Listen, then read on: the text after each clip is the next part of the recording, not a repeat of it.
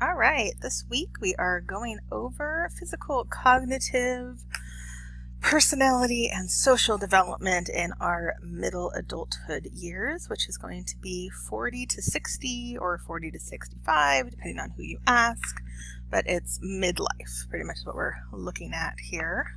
So welcome, the 5 to 6 of you that are going to be here for lecture this week. I appreciate it, and yes, you will get a special surprise near the end, just like you did last week. All right, so middle adulthood, your book has it from 40 to 65. Other books, other researchers say 40 to 60. It varies.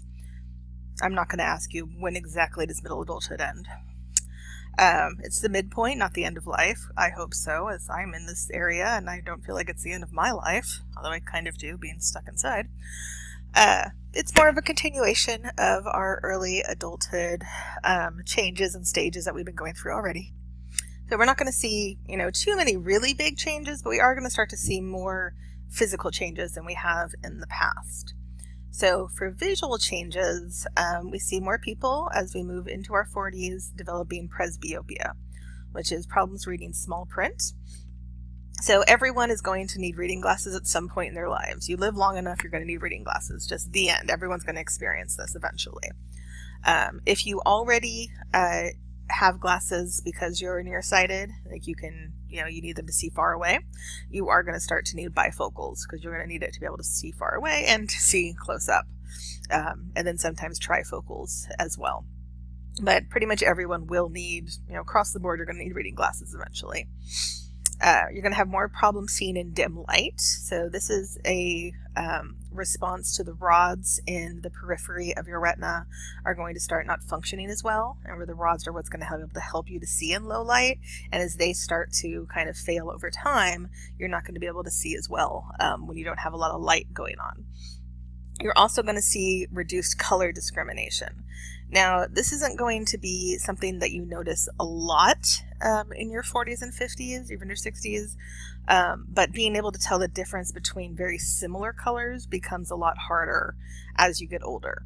And this is from the cones in the retina starting to not work as well. Our whole visual system is very complex, as you know, and it fails pretty quickly on us compared to other systems in the body. So as the cones start to not work as well, we aren't able to discriminate between similar colors. So think about like when you're at the hardware store and they have those like paint swatches. It's like, here's all the different blues. And they're pretty similar to each other, like a very small tint difference. It's harder to like tell the difference between those. Like that entire strip of paint may look like the same color to you. You start to also be at a higher risk for eye health problems like glaucoma. So it's very important to be going to the eye doctor, for exams every year as you get older. So for our hearing changes, we're going to start to experience presbycusis, or old hearing, which is just a mean name to give it. The earliest and most losses in the high frequencies. So really high frequency sounds tend to have a problem hearing.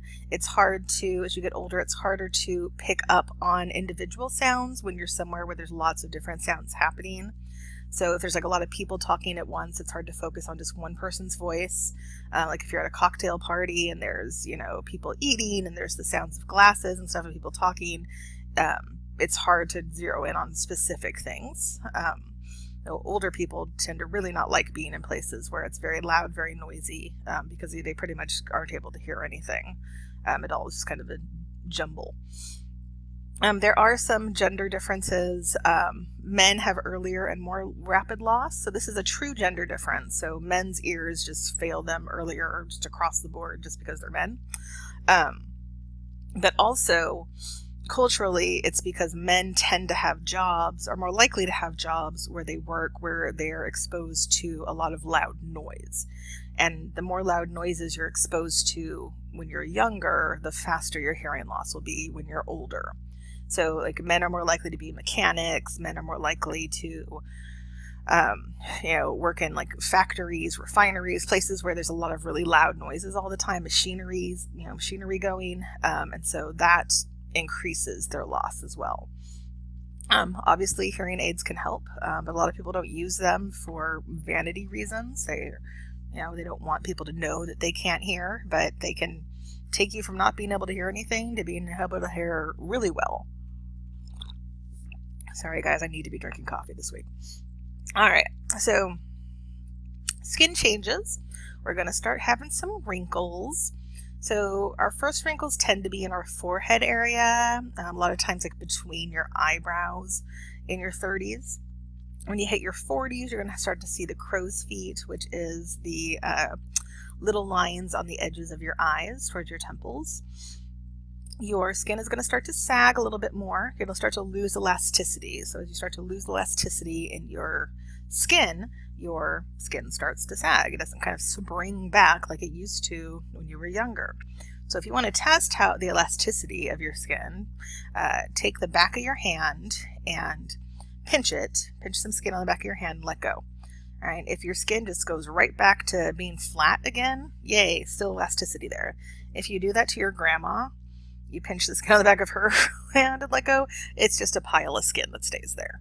Right? It doesn't have that same elasticity. It's also why tattoo people really don't like tattooing old people, because their skin is not great. You're likely to start developing age spots.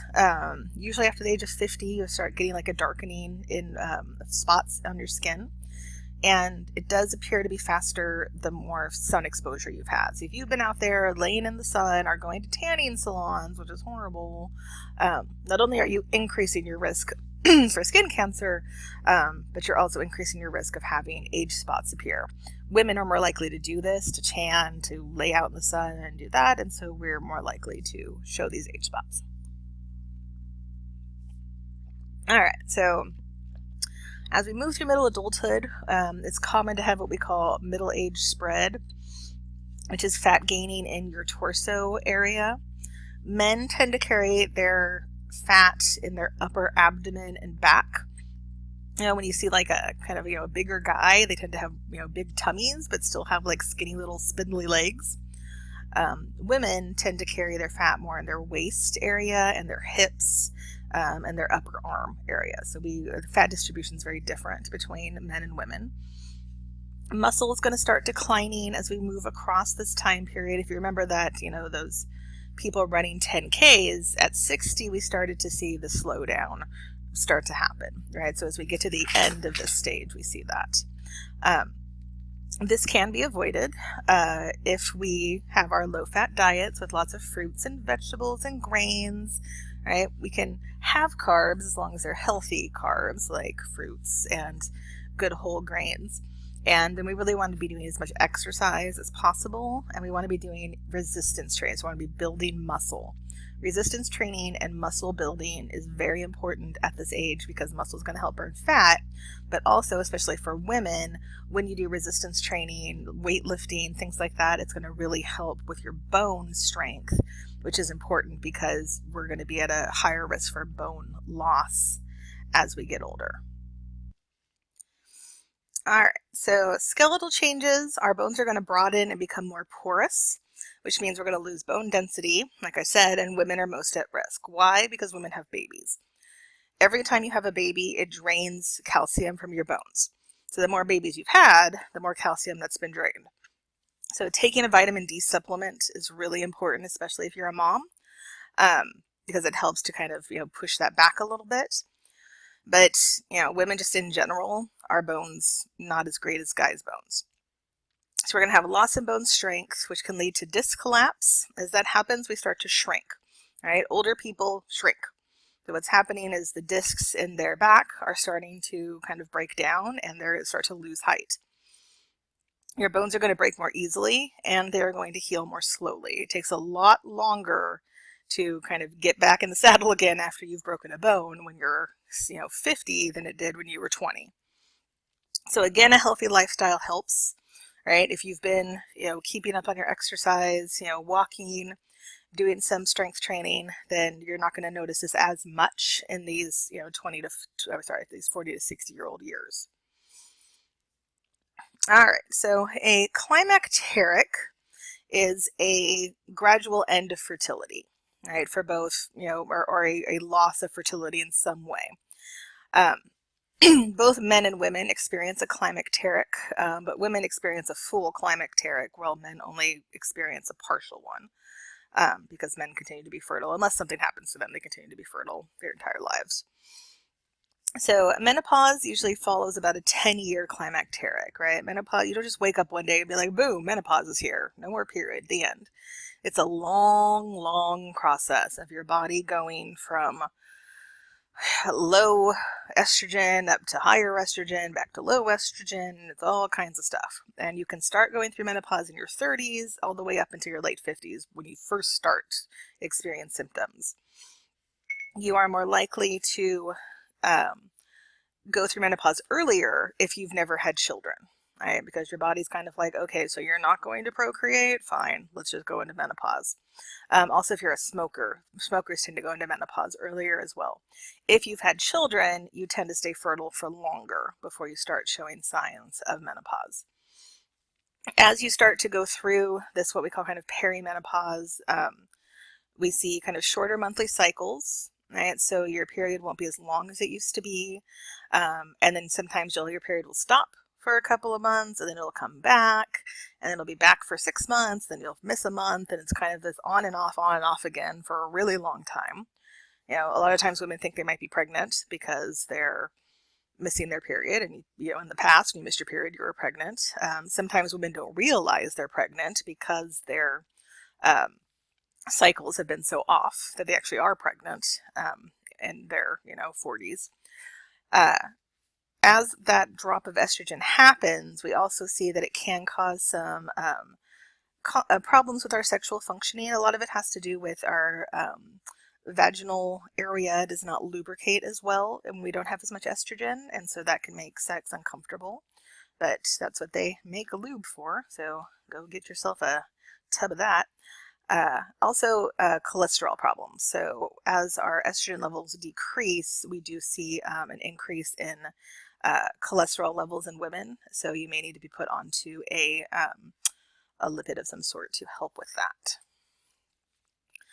All right, so hormone therapy is one way that we can kind of deal with the symptomology that comes with going through menopause. So there are benefits, but there's also risks to hormone replacement therapy, or HRT. The benefits are it can reduce the hot flashes and that vaginal dryness, right? So a lot of women going through menopause get these horrible hot flashes. Well, just out of the blue, they just become covered in sweat and they are burning up. The hot flashes can also happen in the middle of the night, which makes them not be able to sleep very well. So the hormone therapy can help with that. It may help your mood not be so kind of fluctuating as well. And it has shown to have some bone benefits for your bone health. However, the risks for hormone replacement therapy are actually not great. So you have an increased risk of heart attack, stroke, and blood clots, an increased risk of cancer, and an increased risk of all kind of cognitive declines. And they have shown that people who've been on hormone replacement therapy are more likely to suffer from Alzheimer's. So those are some pretty hardcore risks to it. So yeah, but you need to weigh that with yourself and your doctor and kind of see, is it, worth the risk is the benefit more than the risks for you? All right, so the males, they're going to be going through their own kind of climacteric. There's reduced sperm and semen after the age of 40. Now, obviously, this isn't something that a man's going to notice, unless he's in the, habit of, looking at his own sperm under the microscope or something, which would be weird. But we do see, when we do look at men's sperm after 40, that there aren't as many, and they don't produce as much semen. So there is a gradual testosterone reduction. And testosterone can be stimulated with sexual activity. So the more sex a man has, the more testosterone they tend to produce. Same thing with women. So that drop in testosterone can also be kind of counteracted if they have more sex. But as you know, if you've been around at all the last couple of years, there's these testosterone replacement places popping up all over the place, right? These low T shops for men to get their testosterone up. Testosterone also can help women become more sexually active. However, it also can lead to women growing beards and having other issues that they may not want to have. So you got to be careful with that stuff. As we get older, the men are going to be more likely to have erection and erectile problems.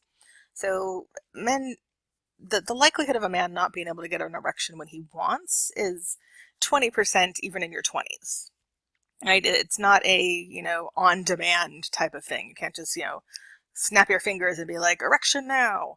But the ability to get an erection when you want can decrease over time, to the point where it may become an actual, medical problem. A lot of it, when we have frequent problems, it can be linked to anxiety. You may have a disease, you may have a cardiovascular issue, which is usually the culprit because it's blood flow and that's what you need. If you've had an injury to, any of the, organs or needed things in that general area, and also kind of a loss of interest in, sex over the long haul. But if we do have erection problems, there is Viagra and Cialis and all those other drugs you can take now to give you an erection. But if it does last longer than 4 hours, contact a doctor. And if it doesn't go down, if the erection does not go down, you have to go into the emergency room and have them drain it with a great big needle, which isn't fun for anyone involved. All right, our leading cause of death at this age is going to be cancer, with cardiovascular disease very quickly catching up. And our unintentional injuries have gone way down at this point. We're, a lot of people that study, epidemiologists, people that study kind of, these sorts of things we're pretty sure that cardiovascular disease, it may be taking over for cancer as the number one cause of death between 40 and 60 pretty soon here, because it's coming up quick, especially for men. And because Americans especially are more likely to be overweight, more likely to be sedentary, not getting exercise, this may start to take over. Currently, this is back in 2011, so they're kind of neck and neck for men. For a woman, you're more likely to die from cancer than cardiovascular disease at this age. But it's starting to be a much more common way to die is cardiovascular disease, as we start to move through life.